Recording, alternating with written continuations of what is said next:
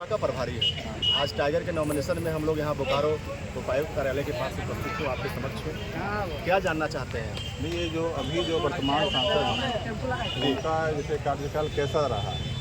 देखिए, आप मीडिया के लोग हैं, मैं लगातार गिरिडीह विधानसभा का दौरा कर रहा हूँ, संगठन बना रहा हूँ। गिरिडीह विधानसभा ही नहीं, पूरे गिरिडीह लोकसभा की आम जनमानस सीपी चौधरी को अपने क्षेत्र में घुसने नहीं दे रहे हैं, क्योंकि एक बड़ी आबादी, एक बड़ा तबका उनको वोट दिया कि गिरिडीह का जो पलायन का मुद्दा है, वहाँ जो विस्थापन का मुद्दा है, कोल माइंस का मुद्दा है, जिसकी ज़मीनें छीन ली गई और ज़मीनें छीन लेने के बाद उन लोगों को, परिवारों को, रैयतों को नौकरियां नहीं दी गई, उस मुद्दे को लेकर सीपी चौधरी ने कभी भारत के संसद भवन में आवाज़ नहीं उठाया, कभी उनके अधिकारों की लड़ा नहीं, जिसलिए वहाँ के नौजवान, किसान, छात्र भाजपा के खिलाफ है, सबके खिलाफ है।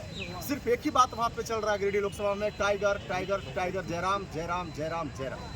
एक ट्रिब्यूनल का तो कोई गठन हुआ है, रिजल्ट क्या है? आखिर जनता वोट देती है कि भाई हमारे जो मजदूर है, जिसकी जमीनें छीन ली गई, प्रधानमंत्री आवास योजना आवास होता है, पारित होता है किसी लाभुक का, वहाँ तो सीसीएल नाजायज रूप से भी जमीन बीसीसीएल और वहाँ कोल माइंस जमीन कब्जा कर लिया है। और सांसद यदि भारत के संसदों में आवाज़ उठाते हैं तो समाधान क्यों नहीं? वहाँ के जो रैयत हैं, जो विस्थापित हैं, वो आंध्र प्रदेश, तेलंगाना, बम्बई, दिल्ली में जाकर नौकरी कर रहे हैं, तो वहाँ यदि हमारे ज़मीन पे कोयला निकलता है गिरिडीह लोकसभा क्षेत्र में, हमारा किसान के, हमारा झारखंडी के ज़मीन में कोयला है, तो वहाँ के नौजवानों को, वहाँ के किसानों को उसी कोल में फिर नौकरी क्यों नहीं? इसके लिए आवाज़ सीपी चौधरी ने कहाँ उठाया? यदि उठाया तो बताइए। ये एक और विकल्प है, जैसे जेएमएम के केंद्रीय थे मथुराम पुराने। देखिए, हिंदुस्तान युवाओं का देश है और झारखंड निर्माण हुए 24 वर्ष हो गए। झारखंड भी अब युवा हो गया और युवा जब युवा जागा है तो अच्छे लोगों को कुर्सी कबाड़ के फेंक दिया है।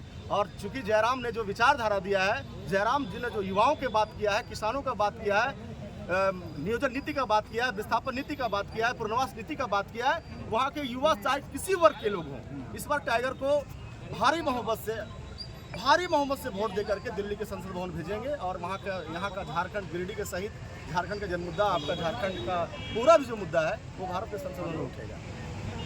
मथुरा मत एक और जेएमएम का उम्मीदवार है, जेएमएम का भी तो वही एजेंडा है जो लगभग आप बोल रहे हैं। कहाँ एजेंडा है?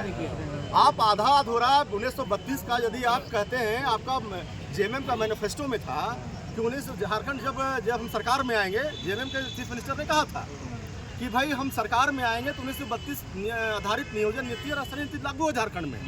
आप अफरा थफरी में, किसी के दबाव में आप तो कैबिनेट से पास करा के भेज दिए, लेकिन क्या दुर्दशा हुआ? आप हमारा न कानून बना और आप खुद चल गए घोटाले में जेल।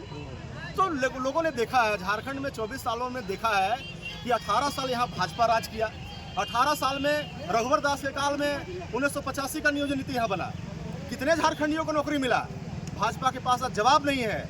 और इस सरकार में आप देखेंगे, जेएमएम की सरकार में, तो आप देखिए चाहे सीजीएल का एग्जाम होता है, जेसीसी का एग्जाम होता है, जेपीएससी का एग्जाम होता है, दरोगा का एग्जाम होता है, हाई स्कूल का एग्जाम होता है, सारा क्वेश्चन पेपर आउट पहले लीक हो जाता है और इसका सीट जो है 20 लाख 25 लाख में बिक जाता है। इसका ये जवाब कौन देगा? सर हेमंत सोरेन चोर